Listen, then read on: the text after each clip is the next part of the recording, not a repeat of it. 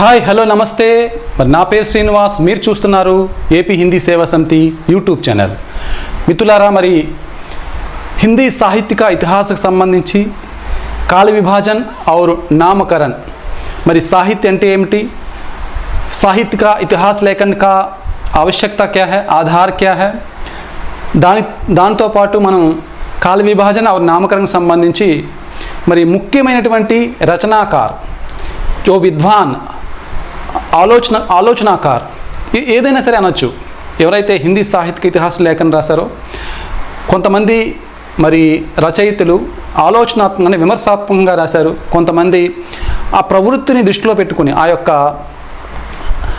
ఆ సమయంలో జరిగినటువంటి రాజకీయ సామాజిక ఆర్థిక వాతావరణాన్ని దృష్టిలో పెట్టుకొని కూడా రాయడం జరిగింది అదేవిధంగా ఆ కాలంలో జరిగినటువంటి కావ్య భాషా శైలి ప్రవృత్తిని దృష్టిలో పెట్టుకొని మరి వివిధ రచయితలు అంటే రచనాకార్ విద్వాన్ ఆలోచనాకార్ వీళ్ళందరూ కూడా మరి ఒక్కొక్క హిందీ సాహిత్య ఇతిహాస సంబంధించి వివిధ రకాల గ్రంథాలు రాశారు ఆ గ్రంథాలకు సంబంధించి మరి మనం గతం వీడియోలో మరి భాగ్ 2 పార్ట్ 2 వీడియోలో ఎవరు గాసదాసి నుంచి మొట్టమొదటిగా ప్రారంభించుకొని మొత్తం 10 మంది మరి వివిధ రచనాకారులకు సంబంధించి గ్రంథాలు మనం చదువుకున్నాం వాటి గురించి పూర్తిగా విశ్లేషణ కూడా చేయడం జరిగింది గత వీడియోలో అయితే ఆ రెండు వీడియోలు కూడా మీకు ఎన్ఎస్ఆర్ గ్రామర్ యూట్యూబ్ ఛానల్లో పెట్టడం జరిగింది మరి చాలామంది మీ మిత్రులు సార్ మాకు పూర్తిగా హిందీలో చెప్తే సరిగా అర్థం కావట్లేదు మరి తెలుగులో చెప్తేనే మాకు బాగుంటుంది అనేసి కోరారు కాబట్టి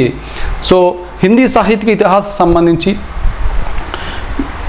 ఇన్డెప్త్గా పూర్తి అవగాహన మీకు వచ్చేటట్లు మరి స్టార్టింగ్ నుంచి ఎండింగ్ వరకు ఆది కాలం నుంచి ఆధునిక కాలం వరకు కూడా వివిధ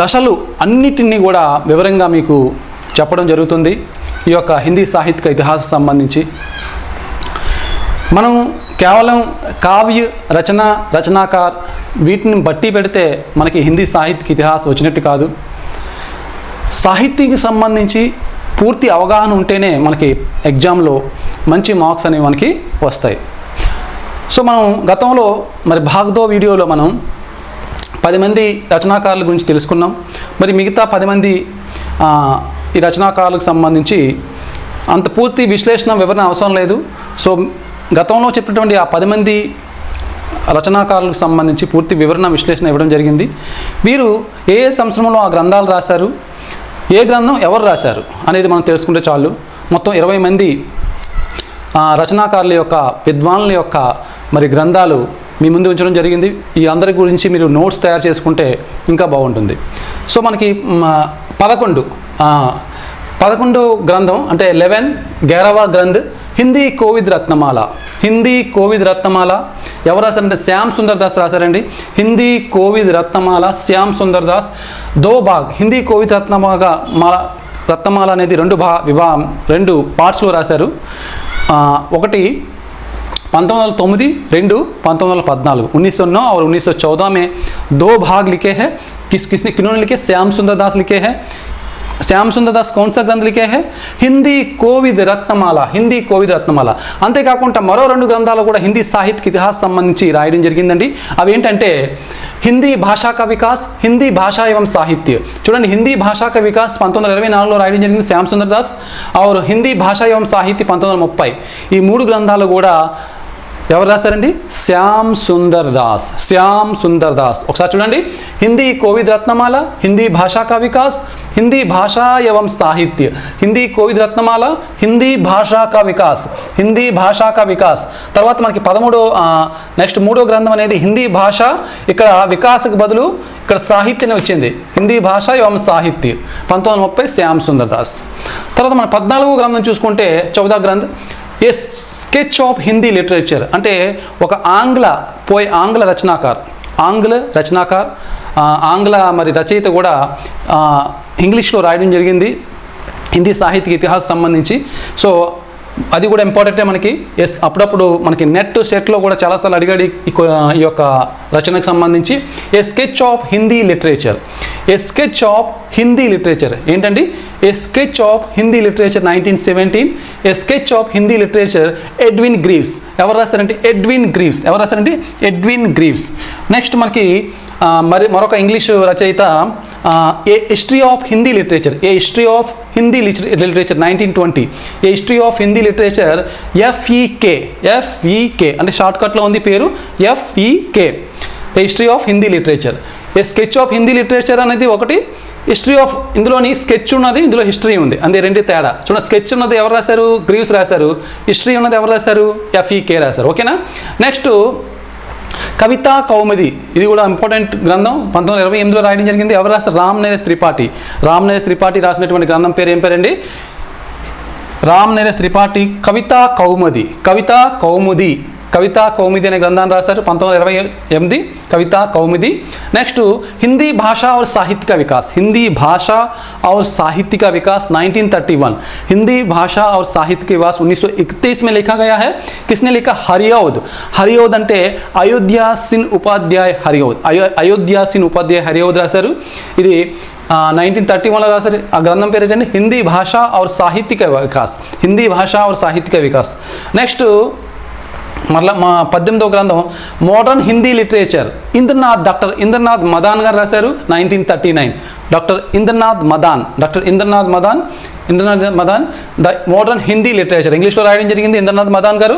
నెక్స్ట్ 19వ గ్రంథం పేరు ఏంటంటే హిందీ సాహిత్యక బృహద్ ఇతిహాస్ నాగరీ ప్రచారణి సభ. ఏదైతే మరి రామచంద్ర శుక్లు రాసినటువంటి హిందీ సాహిత్యకి భూమిక అంటే హిందీ శబ్ద సాగర్ భూమిక రూపంలో హిందీ సాహిత్యక ఇతిహాస్ రాయడం జరిగిందో, తర్వాత నాగరీ ప్రచారణి సభ కూడా ఈ మొత్తం హిందీ లిటరేచర్ని ఒక గ్రంథం రూపంలో 16 భాగాలుగా చేసి విడుదల చేయడం జరిగింది. 16 భాగాలుగా చేసి దాన్ని ప్రకాశించడం జరిగింది. 16 भाग करके उसको प्रकाशन किया गया है. कौन सा, किन्होंने प्रकाशन किया है?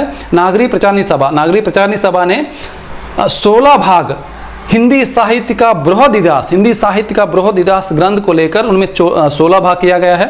इसे 1961 में इस ग्रंथ को प्रकाशन किया गया है. किसने प्रकाशन किया? नागरी प्रचारणी सभ. नागरी प्रचारणी सभ రాసినటువంటి గ్రంథం ప్రకాశించినటువంటి అంటే ప్రచురించినటువంటి గ్రంథం పేరు ఏంటి? హిందీ సాహిత్యక బృహత్ ఇతిహాస్. ఓకేనా. Next last 20 Hindi Kavyadhara. హిందీ కావ్యధార 1944. హిందీ కావ్యధార 1944 రాహుల్ సాంకృత్యాయన్. ఎవరండి? రాహుల్ సాంకృత్యాయన్. సో ఈ 20 మరి ఈ యొక్క గ్రంథాలు రాసినటువంటి రచయితల పేర్లు మనం గుర్తు పెట్టుకోవాలి. ఇంకా అనేకం ఉన్నాయి, కానీ మనకి 20 కూడా ఎక్కువగా ఎగ్జామ్స్లో తరచుగా ఇవి అడగడం జరుగుతుంది. కాబట్టి 20 మీరు నోట్స్ తయారు చేసుకుని నోట్స్ రాసుకుంటే బాగుంటుంది. మేము ఇచ్చినటువంటి నోట్స్లను కూడా ఈ గ్రంథాలు అనేవి ఉన్నాయి. ఓకేనా. హిందీ సాహిత్య లేఖన పరంపరకు సంబంధించి మరి మొదటిగా కాల విభాజన్ నామకరణ్ అంటే కాల విభాజన్ వర్గీకరించడంలో మొదటి ప్రయత్నం ఎవరు చేశారు? జార్జ్ గియర్సన్ చేశారని చెప్పుకున్నాం. తను రాసినటువంటి the modern vernacular literature of northern Hindustan మరి అనే గ్రంథంలో మరి ఈ హిందీ సాహిత్యని ముఖ్యంగా 11 అధ్యాయాలుగా విభజించడం జరిగింది. 11 అధ్యాయం में विभक्त किया है. అవేంటో చూద్దాం. ఒకటేంటి? చారణకాల్. జార్జ్ గియర్సన్ తన హిందీ సాహిత్య ఇతిహాసం సంబంధించి మొత్తం 11 అధ్యాయాలుగా విభజించాడు. మీరు గుర్తుపెట్టుకోవాల్సింది జార్జ్ గియర్సన్ హిందీ సాహిత్య 11 అధ్యాయం में विभक्त किया है. The modern vernacular literature of Hindustan గ్రంథంలో सबसे प्रथम प्रयास किया है. किन्होंने? జార్జ్ గియర్సన్. అదేంటి చూద్దాం ఒక్కొక్కటి. 11 అధ్యాయాలు. ఒకటి చారణకాల్. చారణకాల్లో మనకి 700 నుంచి క్రీస్తు శకం 700 నుంచి 1400 ఇవ్వడం జరిగింది. తర్వాత 15वीं सदी का धार्मिक पुनर्जागरण. మూడవది మలిక్ మొహమ్మద్ జాయిసీ కా ప్రేమ కావ్య. నాలుగవది బ్రజ్ కా కృష్ణ కావ్య. ఐదవది ముఘల్ దర్బార్. ఆరవది తులసీదాస్. ఏడవది రీతి కావ్య. ఎనిమిదవది తులసీదాస్కి అన్ని పర్వర్తికాల్. 9వది 18वीं शताब्दी. 10వది కంపెనీ కే శాసన్ మే హిందుస్థాన్.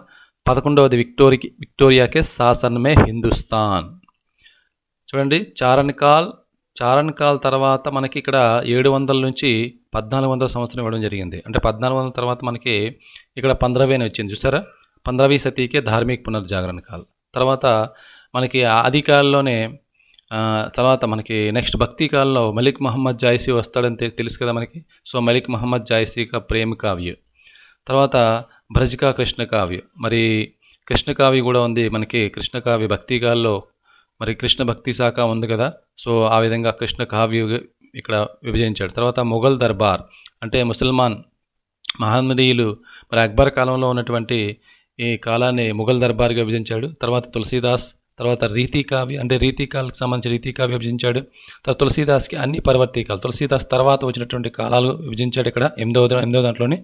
తర్వాత 18వ శతాబ్ది కాలం అంటే 18వ శతాబ్దం అనేసి ఇక్కడ చెప్పడం జరిగింది. 1700 నుంచి 18. తర్వాత కంపెనీకే శాసనమే హిందుస్థాన్ అంటే బ్రిటిష్ వారి ప్రభుత్వంలో మరి బ్రిటిష్ రాజరికంలో బ్రిటిష్ ప్రభుత్వంలో మరి ఏ విధంగా ఉంది. తర్వాత విక్టోరియాకే శాసనమే హిందుస్థాన్. సో ఈ రెండు కూడా మరి బ్రిటిష్ ప్రభుత్వంలో ఉన్నటువంటి కాలాల్లో ఈ విధంగా విభజించడం జరిగింది. ఒకటి చూడండి చారణ్ కాల్, 15वीं सदी का धार्मिक पुनर्जागरण, मलिक मोहम्मद जायसी का प्रेम काव्य, ब्रज कृष्ण काव्य, ब्रज का कृष्ण काव्य, मुगल दरबार, तुलसीदास, रीति काव्य, तुलसीदास के अन्य परवर्ती काल, 18వ శతాబ్ది, కంపెనీ के శాసన में హిందుస్థాన్, విక్టోరియా के శాసన में హిందుస్థాన్. ఈ విధంగా 11 అధ్యాయాలుగా విభజించడం జరిగింది. నెక్స్ట్ మిశ్ర బంధు ఓకే కాల విభాజన ఇవం నామకరణ్. సో మిశ్ర బంధు అంటే ఏం చెప్పుకున్నాం మనం. మిశ్ర బంధు అంటే మరి గణేష్ బిహారీ, శ్యామ్ బిహారీ, సుఖదేవ్ బిహారీ వీళ్ళ ముగ్గురిని మనం మిశ్ర బంధు అని చెప్పుకున్నాం. సో మిశ్ర బంధు కూడా काल विभाजन చేయడం జరిగింది. लेकिन व्यवस्थित रूप से काल विभाजन करने में प्रयास नहीं हुआ. लेकिन काल विभाजन करने में श्लाघनीय प्रयत्न किया गया है. किन्होंने మిశ్ర బంధు మరి ప్రయత్నం చేయడంలో కొంత సక్సెస్ అయ్యడం చెప్పుకోవచ్చు. మిశ్ర బంధు ఈ విధంగా విభజించడం మొత్తం మిశ్ర బంధు తన హిందీ సాహిత్య ఇతిహాస్ మిశ్ర బంధు వినోద్ అనేటువంటి గ్రంథంలో మరి సాహిత్య పరంపరని ఈ విధంగా విభజించడం జరిగింది. మొత్తం 5 భాగాలుగా విభజించాడు. చూడండి మీకు ఎగ్జామ్లో క్వశ్చన్ ఏ విధంగా వస్తుందంటే మిశ్ర బంధు అనే హిందీ సాహిత్య कितने भागों में विभक्त किया అంటే 5 भागों में विभक्त किया. वो क्या है? प्रारंभिक काल, माध्यमिक काल, अलंकृत काल, परिवर्तन काल, वर्तमान काल. ఓకేనా. సో మరి ప్రారంభిక కాల్ని మరి ఆది కాల్ని మన ఈ విధంగా విభజించాడు. ప్రారంభిక కాల్ని పూర్వ ప్రారంభిక కాల్, ఉత్తర ప్రారంభిక కాల్. ప్రారంభిక కాల్ 2 భాగాలుగా విభజించాడు. పూర్వ ప్రారంభిక కాల్, ఉత్తర ప్రారంభిక కాల్.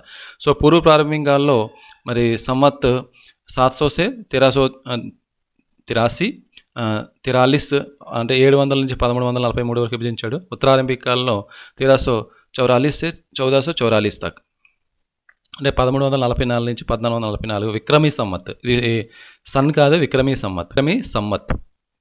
అదేవిధంగా మాధ్యమిక కాల్ని కూడా 2 భాగాలుగా విభజించాడు. పూర్వ మాధ్యమిక కాలు, ప్రౌఢ మాధ్యమిక కాలు.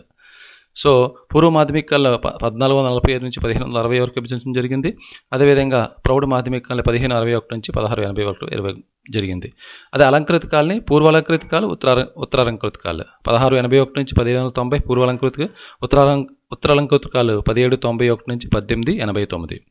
అదే పరివర్తన కాలం. నెక్స్ట్ పరివర్తన కాలంలో మనకి 1890 నుంచి 1925, వర్తమాన కాలం 1926. సో మీరు గుర్తుపెట్టుకోవాల్సింది ఏంటంటే మిశ్ర బంధు మరి కాల విభాజన 5 రకాలుగా చేశాడు. ఒకటి ప్రారంభిక కాల్, మాధ్యమిక కాల్, అలంకృత కాల్, పరివర్తన కాల్, వర్తమాన కాల్. సో ప్రారంభిక కాల్ని మరలా మనకి మరి ఈ డేట్స్ మనం ఒకవేళ గుర్తుపెట్టుకోలేకపోయినా ఇవి గుర్తుపెట్టుకుంటే చాలా సింపుల్గా ఉంటుంది. సో ప్రారంభిక కాల్నే పూర్వ ప్రారంభిక కాల్, ఉత్తర ప్రారంభిక కాల్ అని చెప్పాడు. అదేవిధంగా మాధ్యమిక కాల్ని పూర్వ మాధ్యమిక కాల్, ప్రౌఢ మాధ్యమిక కాల్ అని చెప్పాడు. అలంకృత కాల్ని పూర్వ అలంకృత కాల్, ఉత్తరాలంకృత కాల్ అంటారు. నెక్స్ట్ పరివర్తన కాల్, వర్తమాన కాల్. ఓకేనా. नेक्स्ट आचार्य रामचंद्र शुक्ल का काल विभाजन एवं नामकरण. आचार्य रामचंद्र शुक्ल का काल विभाजन మరి నామకరణం.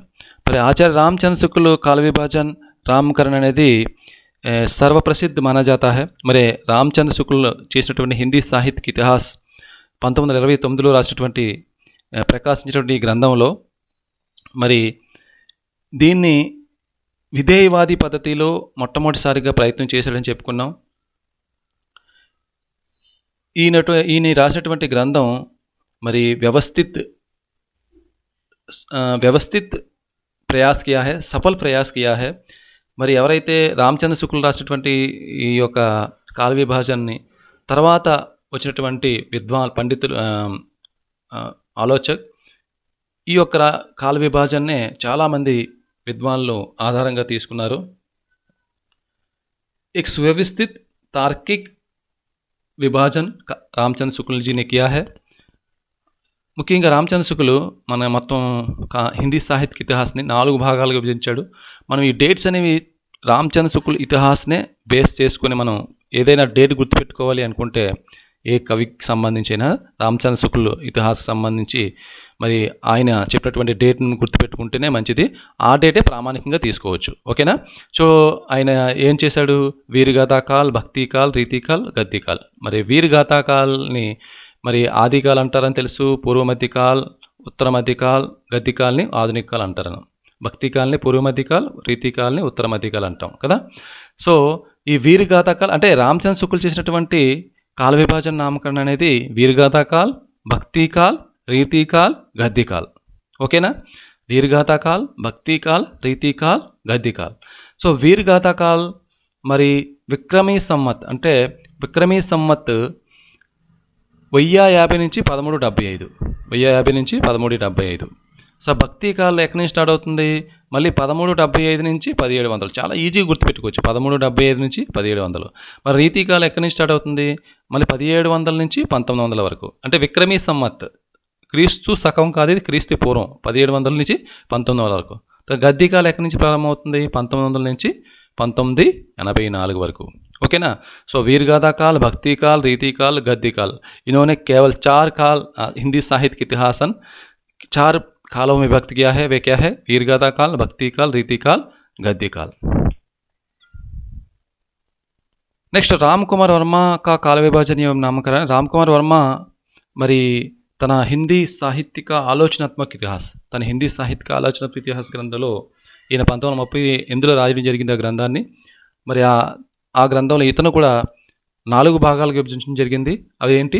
ప్రారంభిక కాల్, భక్తి కాల్, రీతి కాల్, ఆధునిక కాల్. ఈయన ప్రారంభిక కాల్ని మరలా 2 భాగాలు చేశాడు. అదేంటి? సంధికాలు, చారణకాలు. సంధికాలు, చారణకాలు. సంధికాలు 750 నుంచి 1000 వరకు, మరి చారణకాలు 1000 నుంచి 1375 వరకు. సో నెక్స్ట్ భక్తికాల్ 1375 నుంచి 1700. సేమ్ ఎవరైతే మరి రామచంద్ర శుక్ల్ చేసినటువంటి సేమ్ కాలావధినే ఇక్కడ కూడా రామ్ కుమార్ కూడా తీసుకున్నారు. ఎవరు? రామ్ కుమార్ వర్మ గారు కూడా తీసుకున్నారు. 1375 నుంచి 1700. రీతికాల్ 1700 నుంచి 1900 వరకు. నెక్స్ట్ ఆధునిక కాల్ 1900 నుంచి అబ్ తక్. ఓకేనా.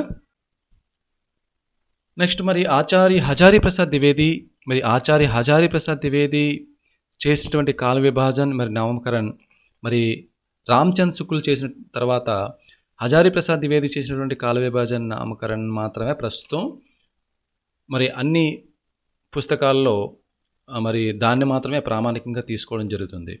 అయితే రామచంద్ర శుక్ల్ చేసినటువంటి కాల విభాజన నామకరణాన్ని మొట్టమొదటిసారిగా విమర్శనాత్మకంగా మరి దాన్ని చక్కదిద్దడం జరిగింది. ఎవరు? హజారీ ప్రసాద్ ద్వివేది. సో రామచంద్ర శుక్ల్ చేసినటువంటి మరి ఆదికాల్ని కానీ, అంటే ఆదికాల్ని అతను ఏమన్నారు? వీరగాథాకాల్ అన్నాడు. భక్తికాల్ని ఏమన్నాడు? పూర్వ మధ్యకాల్ అన్నాడు. రీతికాల్ని ఏమన్నాడు? ఉత్తర మధ్యకాల్ అన్నాడు. నెక్స్ట్ ఆధునిక కాల్. సో దానికి మరి వీరగాథాకాల్ని ఆదికాలుగా నామకరణం చేసింది ఎవరంటే యాక్చువల్గా హజారీ ప్రసాద్ ద్వివేది. ఆదికాల్ మరి వీరగాథాకాల్ని ఆదికాల్ అనేటువంటి మరి ఈ యొక్క పేరునే మరి ప్రస్తుతం మనం హిందీ సాహిత్య ఇతిహాస లేఖని సర్వసాధారణంగా మనం ఉపయోగిస్తున్నాం కదా. సో హజారీ ప్రసాద్ మరి రామచంద్ర శుక్ల్ చేసినటువంటి ఈ యొక్క కాల విభాజన నామకరణాన్ని చాలా తీవ్రంగా విమర్శించడం జరిగింది. సో తను రాసినటువంటి హజారీ ప్రసాద్ ద్వివేది రాసినటువంటి 3 గ్రంథాలు అవేంటి? హిందీ సాహిత్య की भूमिका, హిందీ సాహిత్య का उद्भव और विकास, హిందీ సాహిత్య का आदिकाल. ఈ 3 గ్రంథాల్లో కూడా చాలా చక్కగా మరి ఇతిహాస లేఖన్ కాల విభాజన నామకరణం చేయడం జరిగింది. అది 4 భాగాలుగా చేయడం జరిగింది. ఏంటది? ఆదికాల్, భక్తికాల్, రీతికాల్, ఆధునిక కాల్. సో రామచంద్ర శుక్ల్ ఏ విధంగా చేశాడు? ఆదికాల్ని వీరగాథాకాల్ కింద చేశాడు. భక్తికాల్ని పూర్వ మధ్యమిక కాల్, రీతికాల్ని ఉత్తర మధ్యమిక కాల్ అని చేశాడు. ఆధునిక కాల్ని ఆధునికాలుగా చేయడం జరిగింది. ఇక్కడ మనం సో హజారీ ప్రసాద్ ద్వివేది చేసినటువంటి ఆదికాళ్ళు సమ్మత్ అంటే క్రీస్తు పూర్వం, సమ్మత్ అంటే విక్రమీ సమ్మత్ 1000 నుంచి 1150 వరకు, భక్తి కాల్ని 1150 నుంచి 1700 వరకు, రీతి కాల్ 1700 నుంచి 1900 వరకు, ఆధునిక కాల్ 1900 నుంచి. ఓకేనా. సో మరి హజారీ ప్రసాద్ ద్వివేది చేసినటువంటి కాల విభజన నామకరణ కూడా చాలా ప్రసిద్ధి చెందింది. సో రామచంద్ర శుక్ల్ చేసిన తర్వాత హజారీ ప్రసాద్ ద్వివేది చేసినటువంటి ఈ యొక్క నామకరణనే ప్రస్తుతం మనం అన్ని పుస్తకాలలో ఈ విధంగా మనం సర్వప్రామాణికంగా వాడుతున్నాం.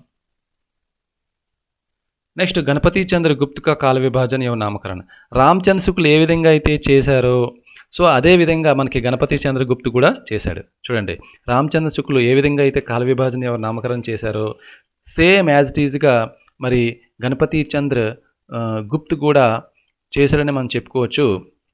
చూడండి, ఆదికాలు, పూర్వ మాధ్యమిక కాలు, ఉత్తర మాధ్యమిక కాలు, ఆధునిక కాలు. కాకపోతే ఇక్కడ రామచంద్ర శుక్ల్ సంవత్లో చేశారు, ఇక్కడ ఈయన సన్ అంటే క్రీస్తు శకంలో చేశాడు. సో ఈ డేట్స్ అనేవి పూర్తిగా మారిపోయాయి. ఒకసారి చూడండి, ఆదికాలు 1184 నుంచి 1350 వరకు, పూర్వ మాధ్యమిక కాలు 1350 నుంచి 1600 వరకు, ఉత్తర మాధ్యమిక కాలు మరి 1600 నుంచి 1857, ఆధునిక కాలు 1857 నుంచి. ఓకేనా. తర్వాత ఆచార్య నగేంద్ర రాసినటువంటి హిందీ సాహిత్య ఇతిహాస్, మరి నగేంద్ర సంపాదకత్వంలో మరి హిందీ సాహిత్య ఇతిహాస్ గ్రంథం రాయడం జరిగింది. అందులో మరి చాలామంది పాఠకులు, విద్యార్థులు కానీ మరి ఆచార్య నగేంద్ర రాసినటువంటి హిందీ సాహిత్య ఇతిహాస్ గ్రంథాన్నే మరి చదవడం జరుగుతుంది. చాలా ఈజీగా, సింపుల్గా మనకి అర్థమవుతుంది. సో నగేంద్ర ద్వారా సంపాదిత గ్రంథ హిందీ సాహిత్య ఇతిహాస్ కా కాల విభజన నామకరణ్ అతను 4 భాగాలుగానే చేశారు. కానీ ఆధునిక కాల్ని మరలా 4 భాగాలుగా విభజించడం జరిగింది. ఒకటి ఆదికాల్ 17वीं सदी से के मध्य से 14वीं सदी के मध्य तक, అంటే 7వ శతాబ్దం మధ్య నుంచి 14వ శతాబ్దం మధ్య వరకు, భక్తికాల్ 14వ శతాబ్దం మధ్య నుంచి 17వ శతాబ్దం మధ్య వరకు, మరి రీతికాల్ 17వ శతాబ్దం మధ్య నుంచి 19వ శతాబ్దం మధ్య వరకు, ఆధునిక కాల్ 19వ శతాబ్దం నుంచి మరి ఇప్పుడు వరకు. మరి ఈ ఆధునిక కాల్ని 4 భాగాలుగా విభజించారు. పునర్జాగరణ కాల్ని మరి భారతేంద్ర యుగ అంటాం, 1857 నుంచి 1900 వరకు. జాగరణ సుధార కాల్, దాన్ని జాగరణ సుధార కాల్ని ద్వివేది యుగ అంటాము, 1900 నుంచి 1918 వరకు. ఛాయావాద్ యుగ్ 1918 నుంచి 1938 వరకు. ఛాయావాదోత్తర కాల్ని మళ్ళీ 2 భాగాలుగా చేయండి, ప్రగతి ప్రయోగ కాల్, నవలేఖన కాల్. ప్రగతి ప్రయోగ కాల్, నవలేఖన కాల్. ప్రగతి ప్రయోగ కాల్ 1938 నుంచి 53 వరకు, మరి 53 నుంచి ఇప్పటి వరకు. ఎవరు? నవలేఖన కాల్. ఓకేనా. ఒకసారి చూడండి, ఆదికాల్, భక్తికాల్, రీతికాల్, ఆధునిక కాల్, ఆదికాల్, భక్తికాల్, రీతికాల్, ఆధునిక కాల్ 7వ శతాబ్దం నుంచి 19వ శతాబ్దం వరకు తీసుకున్నారు. 7వ శతాబ్దం నుంచి 19వ శతాబ్దం వరకు. సో 19వ శతాబ్దం నుంచి అబుతక్ ఏంటి? ఆధునిక కాల్. సో 7వ శతాబ్దం నుంచి అబుతక్, దీన్ని 7, 14, 14 నుంచి మరి 17, 17 నుంచి 19, 19 నుంచి అబుతక్. సో మరి ఆధునిక కాల్ని 4 రకాలుగా విభజించడం చెప్పుకున్నాం కదా. పునర్జాగరణ కాల్, జాగరణ సుధార కాల్, ఛాయావాద యుగ్, ఛాయావాదోత్తర యుగ్. ఛాయావాదోత్తర కాల్ని మళ్ళీ ప్రగతి ప్రయోగ కాల్, నవలేఖన కాల్ అని విభజించారు. సో పునర్జాగరణ కాల్ని మనం భారతేంద్ర యుగ అంటాము, 1857 నుంచి 1900. జాగరణ సుధార కాల్ని ద్వివేది యుగ అంటాము, 1900 నుంచి 1918 వరకు. ఛాయావాద యుగని 1918 నుంచి 1938 వరకు. ఛాయావాదోత్తర కాల్ని మళ్ళీ 2 భాగాలుగా చేశారని చెప్పుకున్నాం, ప్రగతి ప్రయోగ కాల్, నవలేఖన్ కాల్. ఓకేనా. అయితే రామ్ స్వరూప్ చతుర్వేది కాల విభజన నామకరణ్. అది చతుర్వేదీజీ కూడా మరి రామచంద్ర శుక్ల్ రాసినటువంటి ఇతిహాస గ్రంథాన్నే మరి ఇతిహాస గ్రంథాన్నే దానికి అనుగుణంగానే రాయడం జరిగింది. కాకపోతే కొన్ని మార్పులు చేసి మరి రామ్ స్వరూప్ చతుర్వేది గారు కూడా కాల విభజన నామకరణం చేయడం జరిగింది. అదేంటి చూడండి, ఆదికాల్, పూర్వ మధ్యకాల్, ఉత్తర మధ్యకాల్, ఆధునిక కాల్ సేమ్ యాజ్ ఇట్ ఈజ్గా మరి రామచంద్ర శుక్ల్ చేసినటువంటి కాల విభజన ప్రకారమే చేశారు. మరి ఆదికాల్ని వీర్గాథా కాల్, పూర్వ మధ్యకాల్ని భక్తి కాల్, ఉత్తర మధ్యకాల్ని రీతి కాల్, ఆధునిక కాల్ని గతి కాల్. అంటే ఇక్కడ రివర్స్లో చెప్పడం జరిగింది. ఓకేనా. సో ఆదికాలు మరి సన్ 1000 నుంచి 1150, అంటే ఇక్కడ ఈ యొక్క డేట్స్ అనేవి పూర్తిగా మారిపోతాయి. ఆదికాల్ని మరి 1000 నుంచి 1350 వరకు రాశారు. పూర్వ మధ్యకాల్ 1350 నుంచి 1650, ఉత్తర మధ్యకాల్ 1650 నుంచి 1850, ఆధునిక కాల్ 1850. సో ఈ విధంగా మరి కాల విభాజన్ నామకరణకు సంబంధించి హిందీ సాహిత్య ఇతిహాస్ లేఖన పరంపరలో మరి కాల విభాజన్ నామకరణ్ ఈ విధంగా మరి ముఖ్యమైనటువంటి మరి గ్రంథాలు సంబంధించి నామకరణం మనం చెప్పుకున్నాం, కాల విభజన నామకరణం మనం విశ్లేషించుకున్నాం. సో ఇవి మీరు గుర్తుపెట్టుకుంటే చాలు. మరీ ఎక్కువగా ఇంకా చాలామంది కాల విభజన నామకరణం చేశారు, వారందరినీ మనం గుర్తుపెట్టుకోలేము.